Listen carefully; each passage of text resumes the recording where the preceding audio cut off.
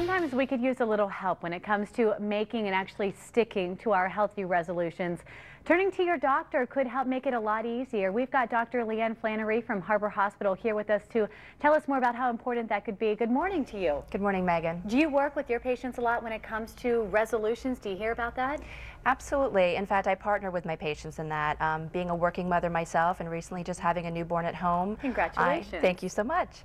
I kind of reinforce the message that we all are a work in progress, but for any plan to be successful, we need to kind of think it through, and that's where I can come into play and actually work on identifying those goals with my patients. What happens from there? Can you help us kind of follow through with those? Is it more of an accountability, or what's the next step? Well, we explore what are the barriers for individuals achieving success, and sometimes it's accessibility to a gym, carving out time in the day.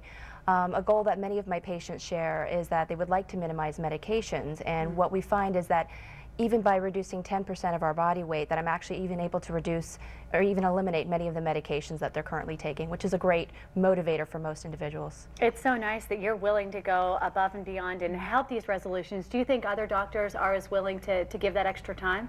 I think it's an individual thing, and everybody has their own bedside and clinical style, but I find that by being accessible to my patients, we can partner in a healthy new you, and they also in turn hold me accountable because I'm sharing what my personal goals are for 2012. If we're fortunate to have a doctor that would be willing to do all of that, how often should we come back and check in with you to see how we're doing and the progress we're making?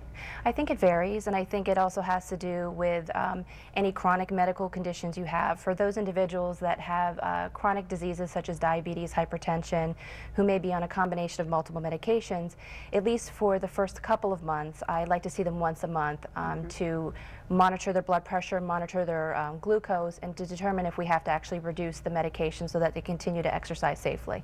For those of us who are trying to maybe, as you said, take less medication, lose weight, do those sorts of things, what kind of time span should we be looking at to keep things still healthy?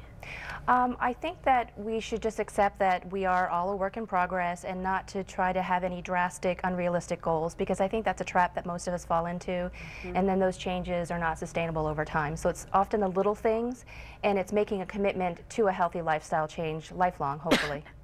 Dr. Flannery, thank you so much. Thank you so much, Megan.